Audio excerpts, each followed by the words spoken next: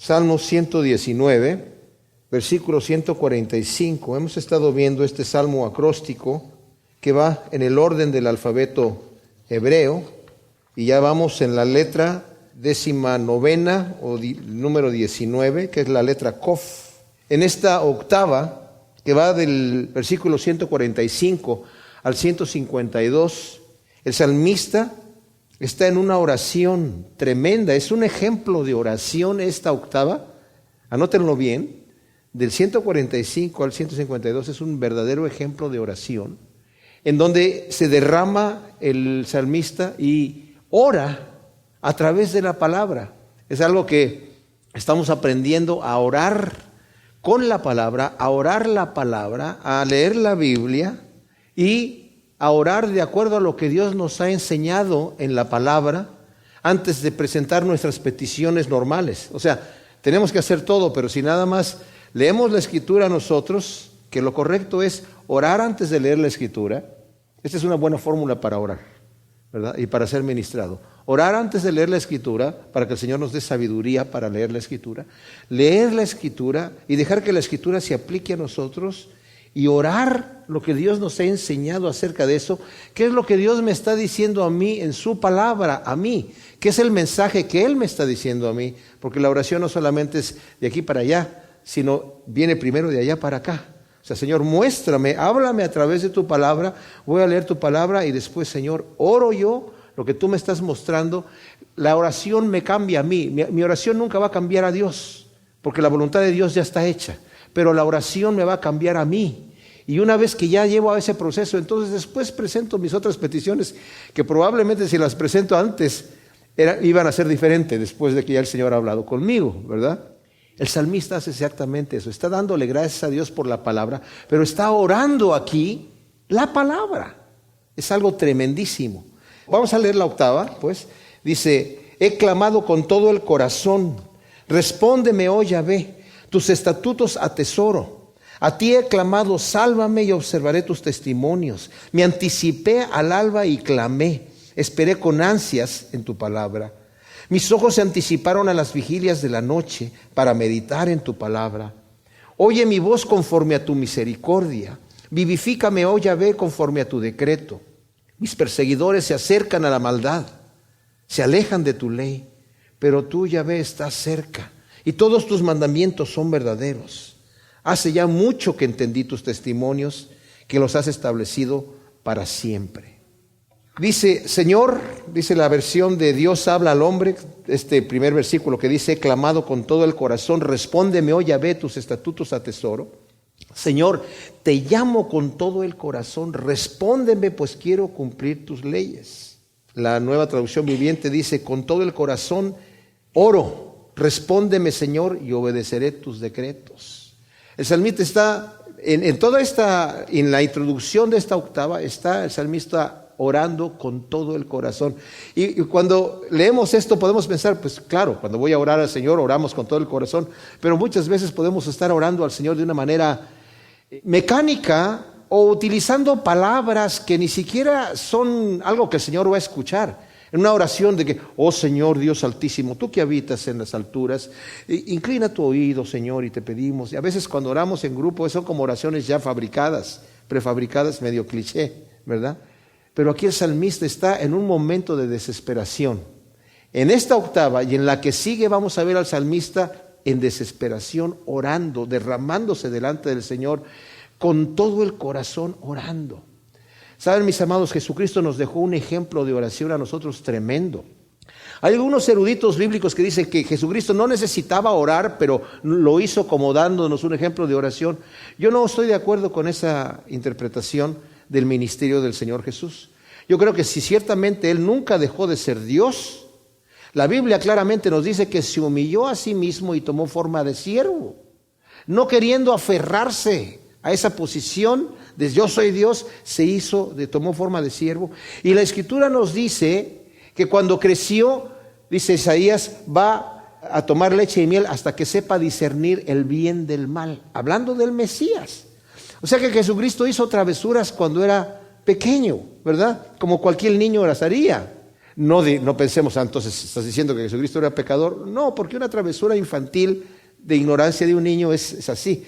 Yo no creo que el Señor cuando llegó al templo a los 12 años, ¿verdad? Ya venía así caminando como el Mesías, así como a veces lo pintan en un cuadro.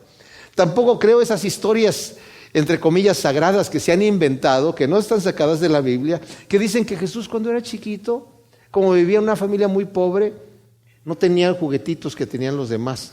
Yo no sé qué juguetitos tendrían los demás, ¿verdad? Tal vez camellitos de madera, no sé yo, pero él no tenía juguetitos, porque su papá y su mamá eran pobres, no podía comprar. Entonces hacía pajaritos de lodo y luego los echaba a volar y volaban. Y se convertían en pajaritos normales. Bueno, esa es una forma muy romántica ay sí, pues claro, él siendo Dios desde que era pequeño. Incluso hay otra de las historias que se inventaron, que una vez estaba jugando con un niño en la azotea de una casa, y el niño se cayó y se mató. Entonces él pensó, me voy a meter en problemas cuando mis papás se enteren que estábamos jugando en la azotea. Y bajó rápidamente y lo resucitó al niñito y le dijo, no digas nada, cállate calladito y a todos nos va bien. No, eso no dice la Escritura. Yo creo que Jesús oraba con todo el corazón cuando entraba en esa comunión con el Padre. Era una situación, mis amados, que nosotros podemos tener. Él nos ha abierto el camino para que nosotros podamos tener esa unidad con el Padre, esa comunión con todo el corazón. Orar no es algo tedioso. Es tedioso cuando no tenemos comunión con Dios. Pero cuando tenemos comunión con Dios no nos queremos parar de allí, no nos queremos levantar, porque son momentos de éxtasis donde estamos hablando a nuestro Padre y nuestro Padre nos está hablando. Y hay una comunión que a veces no tiene palabras, pero las ideas están ahí, el sentimiento está ahí, y esa comunión que nosotros sabemos cuando estamos en real comunión con Dios. Y dice aquí, he clamado con todo el corazón, respóndame, oh Yahvé, atesoro tus estatutos. Son mi tesoro la forma que tú quieres que yo me comporte. La palabra hikim aquí quiere decir justamente eso. Esa es la forma que tú me estás ordenando que yo me comporte. Son un tesoro para mí esas instrucciones que tú me das, Señor. Qué tremendo, ¿verdad? Luego dice el versículo 146, a ti he clamado, sálvame y observaré tus testimonios. Esta palabra, testimonios, es una palabra tremenda, ¿verdad? Que la vamos a definir cada vez que la leamos, que habla acerca de las instrucciones que Dios me da para vivir santamente, pero también es un recordatorio de los hechos que Dios ha hecho y cómo Él obra y reacciona a las acciones de las diferentes personas. O sea, son sus testimonios, el testimonio del Señor. Dice la Nueva Traducción Viviente, a ti clamo, rescátame para que pueda obedecer tus leyes. En su oración el salmista no solo desea ser libre de condenación, cuando está diciendo sálvame, sino que desea vivir en santidad. Miren, cuando nosotros consideramos nuestra condición delante de Dios y estamos orando al Señor, y cuando a veces estamos diciendo Señor sálvame, o en la actitud de nuestra oración diaria, las cosas que hacemos, corre el peligro, mis amados, de que yo solamente quiera ser perdonado y salvo de la condenación y perdonado de mis pecados, pero no me interesa vivir una vida santa, no me interesa entregar mi vida al Señor. Eso es otra cosa. No, lo único que sí no quiero yo es el temor. Simón el mago, cuando estaba allí con los discípulos en Samaria, el hombre había impresionado a toda la gente. Yo no sé si era por poder satánico o por trucos que hacía. El detalle es que cuando empieza a ver el verdadero poder de Dios, el tipo se queda impresionado y está siguiendo ahí a los apóstoles. Y no sé de qué manera hubo la manifestación tan gloriosa cuando llegó Pedro y Juan y empezaron a orar para que la gente de Samaria recibiera el Espíritu Santo. Porque cuando llegó Felipe no lo habían recibido porque el Señor quería hacer una manifestación especial para los samaritanos y que supieran ellos que eran parte de la iglesia de Dios. Al ver Simón el mago esa manifestación tan impresionante, creyó que era otro truco, o por lo menos pensó, me lo pueden pasar a mí. Y dijo, yo les ofrezco dinero, le dijo a Pedro, ¿cuánto cuesta el truco para que me lo vendas? Te ofrezco dinero para que yo me pases esa potestad de cuando yo ponga en las manos también la gente pueda recibir el dinero. Entonces Pedro le dijo que tu dinero perezca contigo. Tú no tienes parte ni suerte en este asunto. Yo veo que estás en una prisión de maldad. Veo que tu corazón está lleno de amargura. Ora a Dios, arrepiéntete y ora por si acaso te va a ser perdonado tu pecado. Y lo único que Simón dice es, por favor, sí, oren ustedes a Dios para que no me venga ningún mal. La oración de que no quiero que me venga el mal. Yo no me quiero ir al infierno, Señor, yo no quiero que me castigues, pero no me interesa que me pidas que me porte bien o que me pidas que haga aquello, solamente no me pegues. Por eso digo, es impresionante que aquí está diciendo, Señor, rescátame para que pueda obedecer tus leyes. Sálvame de la situación en donde yo estoy, porque mi intención es servirte. Con todas mis limitaciones que yo tengo, pero mi intención es servirte. Él pide ser guardado en santidad. Fíjense lo que nos dice, por ejemplo, aquí, sin darle la vuelta, en este mismo salmo, en el versículo 1 y 2 del Salmo 119. Cuán bienaventurados son los de conducta intachable, los que andan en la ley. Cuán bienaventurados son los que guardan tus testimonios. Él sabe que son dichosos los que andan así. Él sabe que es una dicha andar en los caminos de Dios. Y también sabe, y él mismo pide ser guardado en santidad. Aquí en el versículo 10 de este mismo salmo, dice, con todo mi corazón te he buscado, no permitas que me desvíe de tus mandamientos.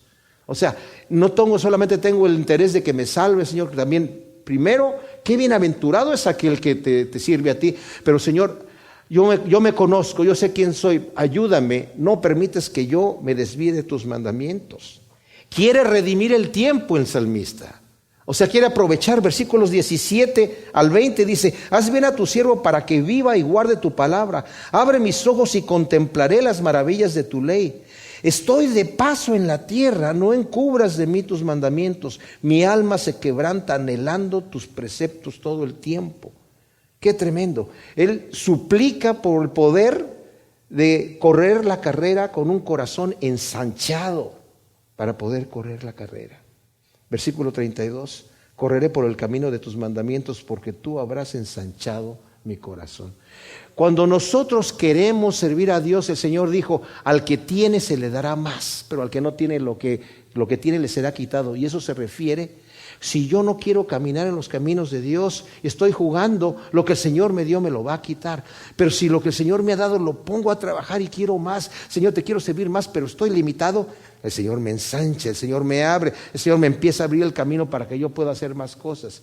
Mis amados, los grandes siervos de Dios no entraron a correr así nada más. Lo leemos muy rapidito en la Escritura, pero no fue así. Fue una situación que fue progresiva. Y fue progresiva conforme Dios fue abriendo los caminos. Y muchas veces eso no fue fácil. Por eso es que vemos que los grandes siervos de Dios fueron probados tremendamente. Porque esa prueba fue ensanchando el corazón para que la persona pudiera servir más. Y el Señor, cuanto más lo queremos servir, más nos pule. Justamente como dice la Escritura, nuestra fe es probada con fuego y cuando ya es purificada, el Señor todavía la atesora más y la aparta aparte porque esto hay que todavía purificarlo. Esto se está dejando moldear, dice el Señor, entonces vamos a moldearlo en una pieza hermosa, que es lo que al final el Señor quiere hacernos. El Señor solamente quiere hacernos bien a todos, a todos. El salmista sabe eso y pide al Señor eso, Señor, sálvame y observaré tus testimonios. Eso es lo que tú haces con aquel que te busca. Y luego el versículo 147 dice, me anticipé al alba y clamé, esperé con ansias en tu palabra. Wow, esto me maravilla. Porque a mí mis momentos más exquisitos con el Señor son en la madrugada. Y si el Señor en su bendición me despierta temprano cuando yo no puedo dormir más, digo ¿para qué le hago el cuento? Si no puedo dormir, mejor me despierto y sin prisa ninguna me pongo a adorar al Señor y a leer, sin ninguna prisa, porque son las 5 de la mañana. A veces el Señor me ha despertado a las 3 de la mañana y estoy allí. Antes me molestaba, porque no me podía dormir y estaba, ¿qué hago? Pero ahora me molesto tantito, pero rapidito se me va. Rapidito se me va porque inmediatamente mi deseo de veras es levantarme y estar con el Señor, y son unos momentos exquisitos. Y aquí dice él, me anticipé al alba. O sea, antes de que saliera el sol, yo me anticipé para andar contigo, para clamar a ti, Señor, y esperé con ansias en tu palabra. Dice la Nueva Versión Internacional, muy de mañana me levanto a pedir ayuda, en tus palabras he puesto mi esperanza. o busco instrucción para hacer tu voluntad. O sea, estoy queriendo saber qué es lo que tú quieres para mí, Señor. ¿Saben qué dice Charles Spurgeon? Dice, el que se apresura a ir a sus negocios desde su cama y no espera para adorar, sería tan insensato como el que no se pusiera los vestidos o se lavara la cara, o como el que se lanza a la batalla sin armas o armadura. Bañémonos en ese río de suave corriente de la comunión con Dios antes de entrar en el calor del desierto y que la carga del día empiece a oprimirnos. Wow. Lo voy a repetir. El que se apresura a ir a sus negocios desde su cama y no espera para adorar, sería tan insensato como el que no se pusiera los vestidos o se lavara la cara, o como el que se lanza a la batalla sin armas o armadura. Bañémonos en ese río de suave corriente de la comunión con Dios antes de entrar en el calor del desierto y que la carga del día empiece a oprimirnos. Luego dice el versículo 148, que está ligado a este que acabamos de leer, dice, mis ojos se anticiparon a las vigilias de la noche para meditar en tu palabra. Dice la versión de Dios habla hoy, antes de anochecer, mis ojos ya están velando para meditar en tu promesa. Hay dos versiones a las cuales yo no me apego mucho, porque la nueva versión internacional dice, en toda la noche no pego los ojos. ¿A quién nos está refiriendo a eso? La nueva traducción viviente dice, me quedo despierto durante toda la noche. No, yo creo que es más bien, antes de anochecer, mis ojos ya están velando para meditar en tu promesa. O sea, Señor, estoy esperando ir a la cama no para dormirme, estoy esperando ir a la cama porque quiero tal vez leer un poco, tal vez estar meditando en lo que estoy leyendo y dejar que tu palabra me llegue y meditar en esas bellezas de tu amor, cuánto tú me amas y el bien que tú quieres para mí.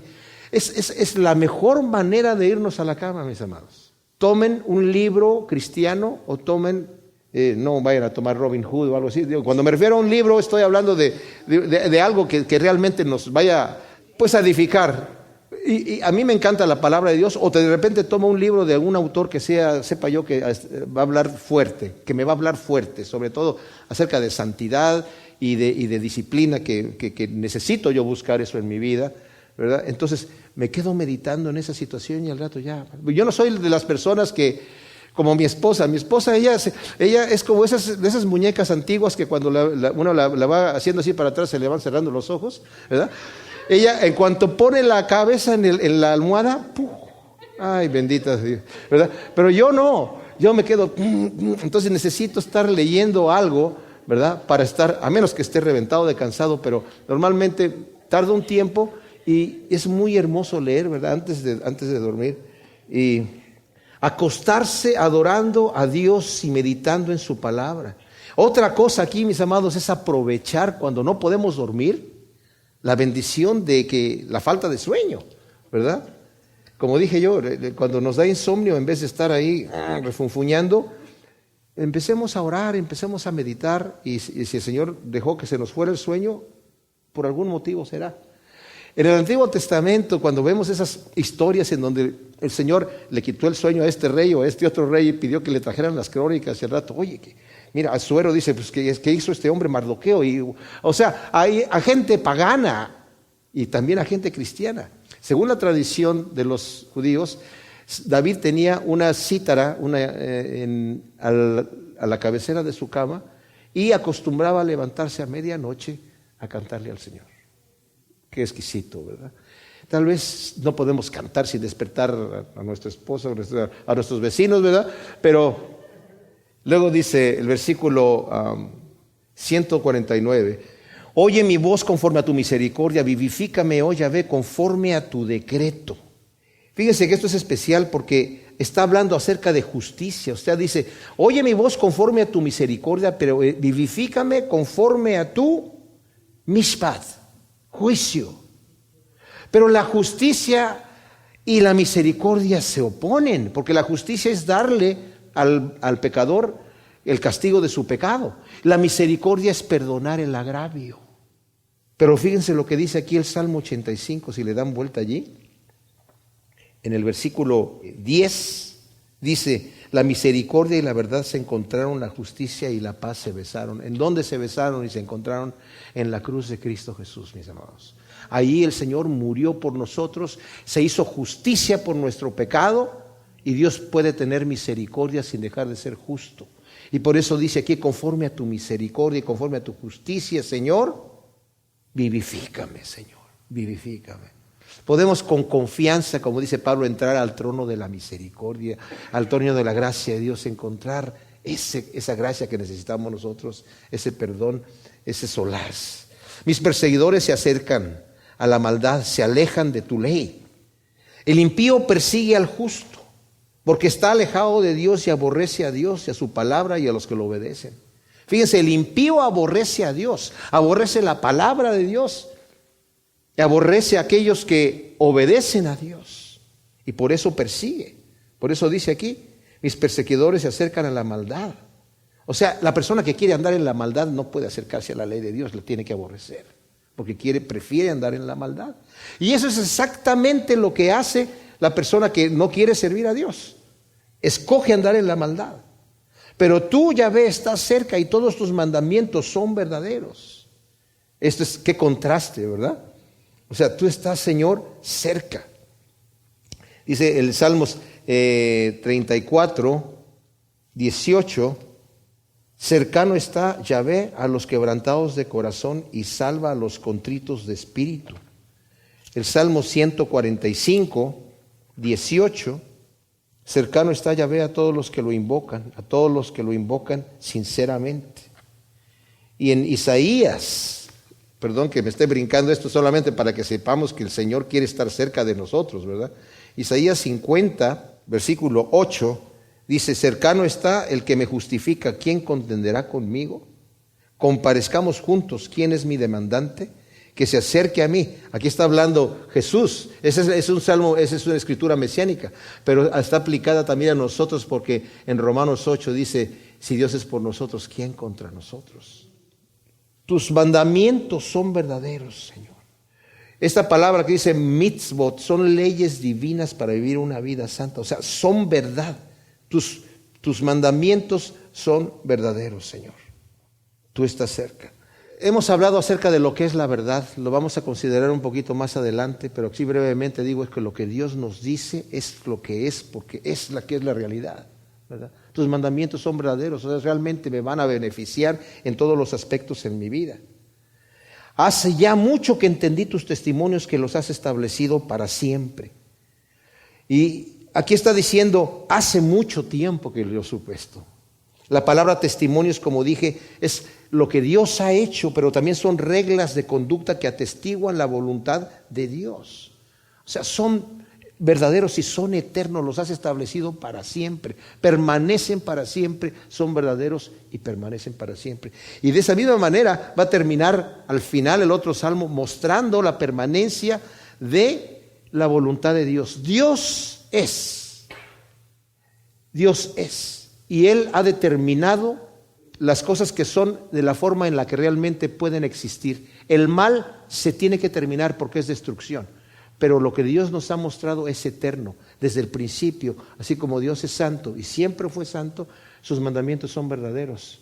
Los quieres seguir, vas a recibir vida. Los que te quieres rebelar, vas a terminar en muerte. La siguiente octava que vamos a considerar está en Salmo 119, del versículo 153 al 160, y es la letra número 20, la 20ª letra, que es la letra Resh. El salmista pide protección de sus enemigos y ruega que Dios lo vivifique a través de su palabra. Como dijimos, este es un salmo acróstico, va en el orden del alfabeto hebreo, y aquí cada una de estos versículos de esta octava, esta 20ª octava, empieza con esta letra Resh. Pide protección de sus enemigos y ruega que Dios lo vivifique a través de su palabra, el salmista. Y vamos a leerla, dice, mira mi aflicción y líbrame porque no me he olvidado de tu ley. Aboga por mi causa, redímeme y vivifícame por tu palabra. Lejos de los malvados queda la salvación porque no escudriñan tus estatutos. Oh Yahvé, grande es tu misericordia, vivifícame conforme a tu justicia. Los enemigos que me persiguen son muchos, pero yo no me aparto de tus testimonios. Veo a los traidores y me repugnan porque no guardan tu palabra.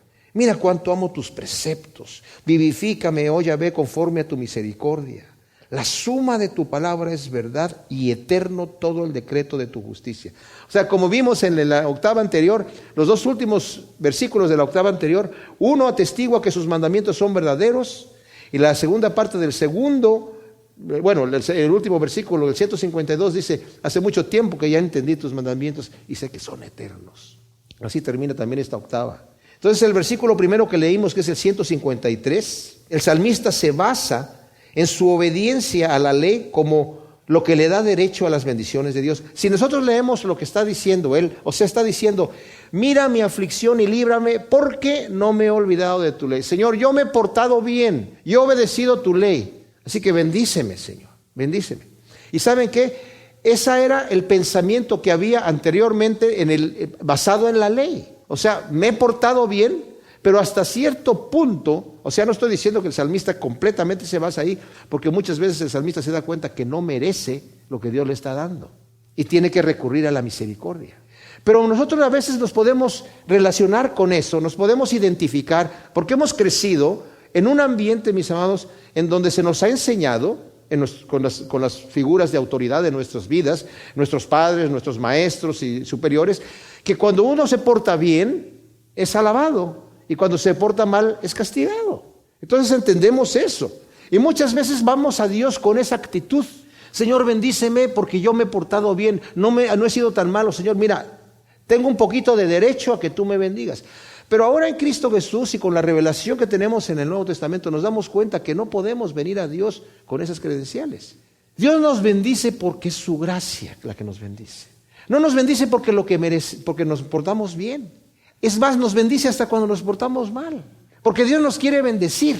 Pero ojo, hay un punto donde yo puedo ponerme fuera del alcance de la bendición de Dios voluntariamente. ¿Me explico? O sea, Dios me quiere bendecir a pesar de que yo soy un pecador, pero necesito mantenerme al alcance de la bendición de Dios. ¿Será posible que yo me pueda apartar? No es que Dios no me pueda alcanzar, pero miren, tenemos ejemplos de esto, ¿verdad?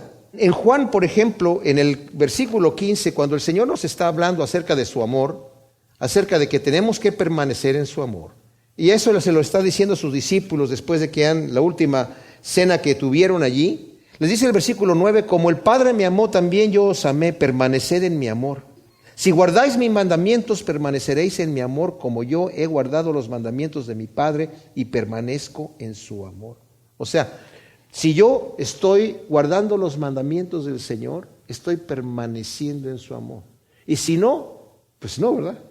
Si no lo estoy haciendo, estoy... Ahora, fíjense, aquí en el libro de Hebreos es una escritura tremenda y esto que voy a leer es una advertencia para todos nosotros. Muy discutido este pasaje. Dice en el capítulo 10, versículo 16, este es el pacto que haré con ellos después de aquellos días, dice el Señor, pondré mis leyes en sus corazones y en sus mentes las escribiré, y añade, y nunca más me acordaré de sus pecados y de sus iniquidades, porque donde hay remisión de estas cosas, no hay más ofrenda por el pecado. Así que, hermanos, teniendo confianza para entrar en el lugar santísimo por la sangre de Jesús, la cual nos abrió un camino nuevo y vivo por medio del velo, esto es de su carne, y teniendo un gran sacerdote sobre la casa de Dios, acerquémonos con corazón sincero en plena certidumbre de fe, teniendo los corazones rociados y así libres de mala conciencia y los cuerpos lavados con agua pura.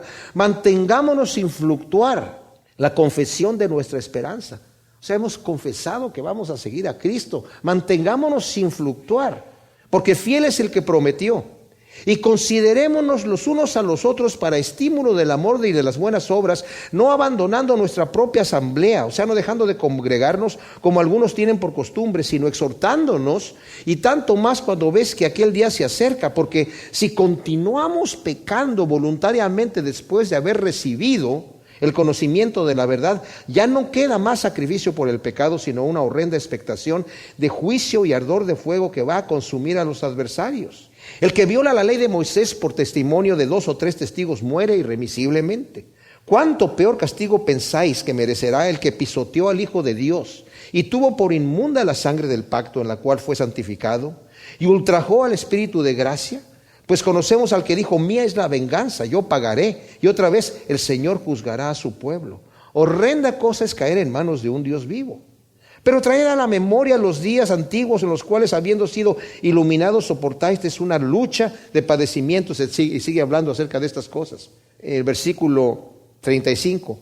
No perdáis pues vuestra confianza, la cual tiene gran recompensa, porque tenéis necesidad de la paciencia, para que, habiendo hecho la voluntad de Dios, obtengáis la promesa. Porque de aquí a un momento, tan solo un momento, y el que ha de venir vendrá y no tardará. Pero mi justo vivirá por la fe. Y si retrocede, mi alma no se agradará de él. Pero nosotros, hermanos, no somos de los que retrocedemos para destrucción, sino de los que tenemos fe para preservación de vida. O sea, necesitamos estar en la posición en donde Dios nos pueda bendecir. Luego, aquí en el mismo Hebreos 12, dice: por tanto, fortaleced las manos debilitadas y las rodillas paralizadas, haced sendas derechas para vuestros pies, para que no se disloque lo cojo, sino más bien que sea sanado. Seguid la paz con todos y la santidad, sin la cual nadie verá al Señor, vigilando que ninguno quede privado de la gracia de Dios, no sea que brotando alguna raíz de amargura os perturbe y por ella muchos sean contaminados. Que no haya ningún fornicario o profano como Esaú, que por una comida vendió su primogenitura. O sea, que ninguno quede privado de la gracia de Dios. ¿Será posible que quedemos privados de la gracia de Dios? Dice la versión Reina Valera que ninguno deje de alcanzar la gracia de Dios. O sea, es posible, si yo no quiero estar en la posición en donde Dios me va a bendecir, es posible que yo quede fuera. Dice John Stott: es por medio de la muerte expiatoria que el castigo por nuestros pecados puede ser perdonado, mientras que es por medio del Espíritu que mora en nosotros que el poder de nuestros pecados puede ser vencido. Cristo Jesús pagó por nuestros pecados, y esa es una gracia que recibimos gratis de parte de Dios. Pero Él ahora mora en nosotros, y el trabajo de vencer el pecado lo hace Él, pero con nuestra voluntad, no lo hace automáticamente. Entonces aquí el salmista está diciendo: mira mi aflicción, líbrame, porque no me he olvidado de tu ley. Claro, debemos estar obedeciendo al Señor, porque ese es nuestro llamado como cristianos, pero a la vez entendamos que Dios nos ama y nos quiere bendecir, y no nos sintamos indignos de la bendición y por eso no la voy a recibir. Todos somos indignos, pero el Señor nos quiere bendecir porque nos ama, y nos ama hasta la muerte. Entonces, cuando el Señor nos quiere bendecir, necesitamos decirle: ok, Señor, tú me quieres bendecir, y me quiero poner allí en la posición en donde tú me puedes bendecir.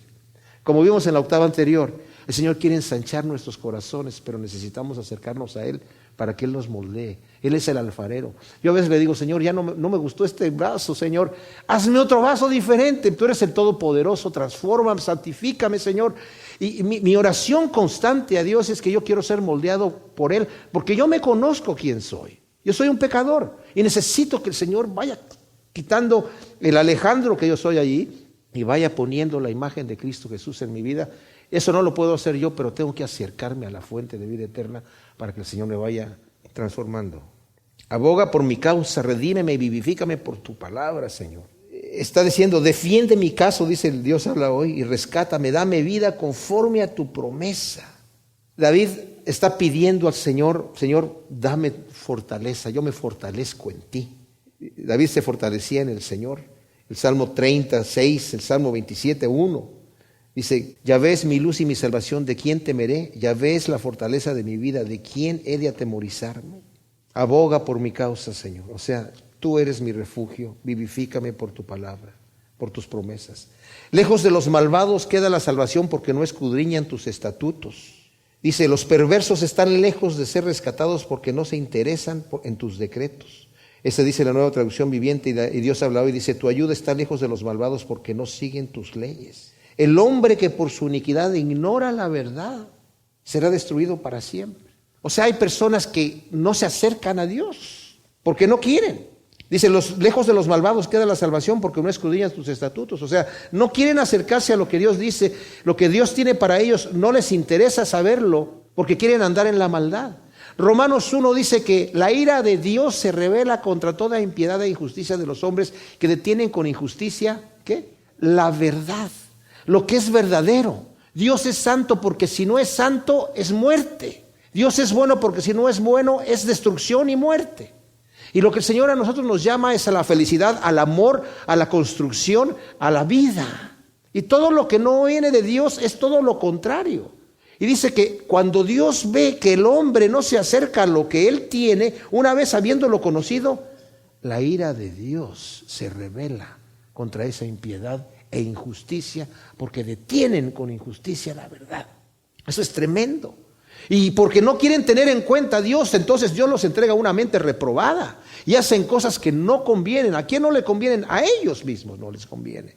Y terminan en una destrucción ridícula porque no quieren el bien que Dios les ofrece. Dios entonces los entrega a que se vomiten en el mal, a que se ahoguen en el mal, a que se pudran en el mal, porque eso es lo que quieren. Qué terrible es así. Dios por un lado me da, dice, he aquí el camino del bien y la vida, pero si no quieres, aquí está el camino del mal y la muerte y la destrucción. Y los malvados van a perecer, pero los justos vivirán eternamente, porque tiene que ser así. ¿Por qué? Porque Dios es eterno y Dios es perfecto.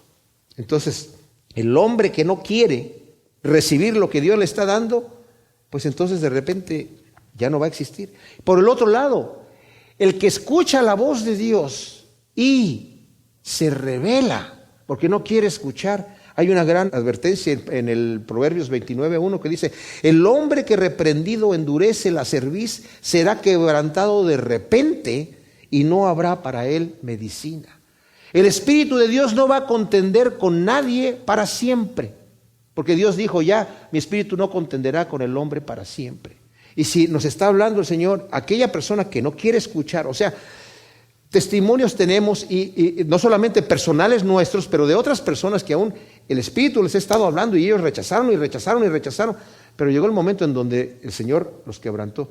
El apóstol Pablo, hemos estado viendo en su conversión, el Señor le dijo, dura cosa te es dar coces contra el aguijón. ¿Y cuántas veces le dio coces? Desde que conoció y escuchó del Mesías, desde que escuchó que ese Jesús era el Mesías, y de diferentes maneras. Yo no tengo idea cuántas veces tuvo la oportunidad de escuchar el mensaje de salvación por medio de un Mesías que él no quería recibir. Es más, se encolerizó a tal grado que tomó cartas en el asunto y sin que nadie lo obligara, él mismo se voluntarió para ir a perseguir y dice, yo creí que era mi deber hacer muchas maldades en contra del nombre de Jesús de Nazaret. ¡Wow! Hacer muchas maldades era tu deber, Pablo, porque estaba ya endurecido. Y aún así a ese hombre endurecido el Señor lo quebranta y lo convierte en un instrumento escogido. Pero cuidado, el hombre que reprendido endurece su cerviz, no sabemos cuándo, de repente será quebrantado, o sea, va a caer, no va a ser quebrantado porque el Señor le va a dar en la cabeza para que no endurezca la cerviz, sino va a ser quebrantado porque va a tropezar y va a cruzar una línea que nadie sabe dónde está. Solamente el Señor la conoce. Y por eso necesitamos tener temor de Dios, mis amados, porque el Señor tiene planes para nosotros hermosos, pero siempre y cuando nosotros nos dejemos moldear por su mano poderosa. Oh Yahvé, grande es tu misericordia, vivifícame conforme a tu justicia. Nuevamente vemos aquí lo que ya vimos en el Salmo 85:10, que se besó la justicia y la misericordia, se encontraron y se besaron, ¿verdad? Y vemos cómo fue a través de la sangre de Cristo Jesús que nosotros tenemos entrada al lugar santísimo. Ya lo vimos en el versículo 149, y por eso dice, Señor, grande es tu misericordia. Dice, en la versión de Dios habla hoy, me gusta, que dice, Señor, es muy grande tu ternura. Dame vida conforme a tu justicia. O sea, tú eres justo, Señor, pero tu ternura y tu misericordia es tal que tienes el poder de darme esa vida, aunque no la merezco. Porque el Señor dijo, yo soy fuerte, misericordioso y piadoso, que cargo con la maldad, la iniquidad y el pecado. O sea, Él mismo se la echa al hombro, es la palabra que utiliza ahí en hebreo. Él mismo se lo echa al hombro. ¿Y dónde lo echó al hombro? En la cruz de Cristo Jesús. El Señor vino a morir por nosotros, dice Pablo, siendo nosotros enemigos de Dios. Nadie lo obligó el amor que nos tiene a nosotros. Y eso a mí me maravilla, porque cuando el amor de Dios es tan grande para mí, ¿cómo no nos dará juntamente todas las cosas? Aquel que no escatimó a su propio Hijo, sino que lo entregó por nosotros, ¿cómo no nos va a dar juntamente todas las cosas? ¿Con qué confianza puedo yo llegar a los pies de Cristo a pedir perdón por mis pecados, a pedir bendiciones para mi vida, a decirle, Señor, heme aquí, haz de mí lo que tú quieras, porque lo que tú quieres para mí es lo mejor que me puede pasar en mi vida? Haz de mí lo que tú tengas en mente, Señor, que se haga tu plan en mi vida. Cuando somos capaces de entender eso y de hacerlo, mis amados, estamos en el mejor punto de alcanzar todas las bendiciones que Dios nos quiere entregar, definitivamente. Y luego dice 157, los enemigos que me persiguen son muchos, pero yo no me aparto de tus testimonios. El salmista no reacciona en venganza ante sus enemigos. Él sabe que Dios vengará su causa. Él conoce que el Señor fue el que dijo, mía es la venganza, dice el Señor. Lo dijo en el Deuteronomio 32, 35. Ya sabía David esa escritura. Nos la recalca también Pablo en Romanos 12, 19. Dice, no os venguéis vosotros mismos, sino saber que dejar la venganza a aquel que diga, al Señor, porque Él dijo, mía es la venganza, dijo el Señor. Aquel que va a juzgar justamente, al que tiene la manera de vengar el pecado o el abuso en una forma correcta. Pero David sabe, y como dije, dentro de todo eso está la misericordia. Yo no puedo decir, Señor, ten misericordia de mí, pero no de aquel, ¿verdad? Sino que el Señor, por eso en el Evangelio nos muestra el corazón de Dios, que para nosotros nos queda muy grande.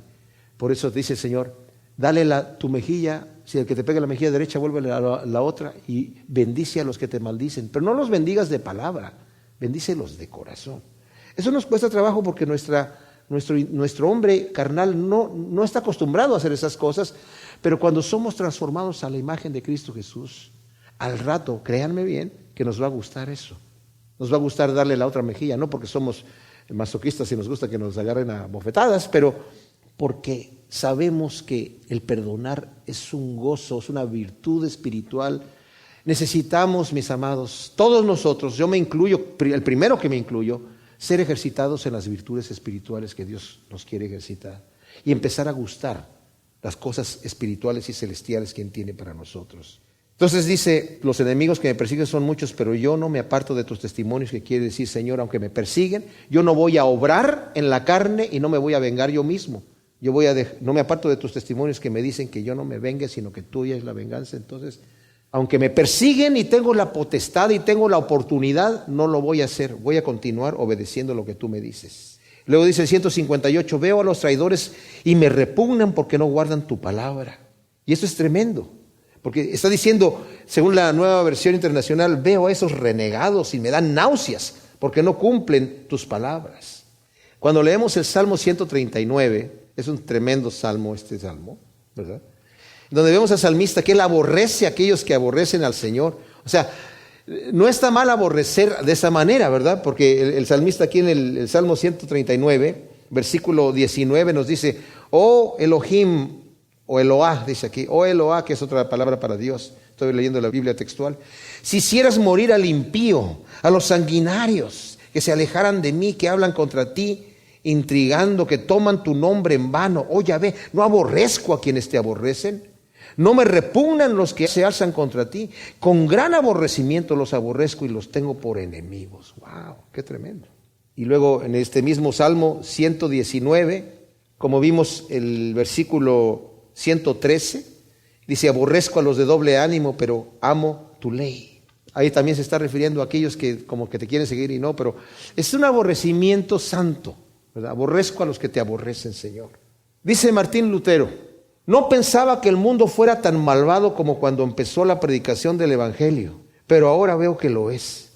Esperaba que todos saltarían de gozo por haberse hallado libres de la inmundicia del papado.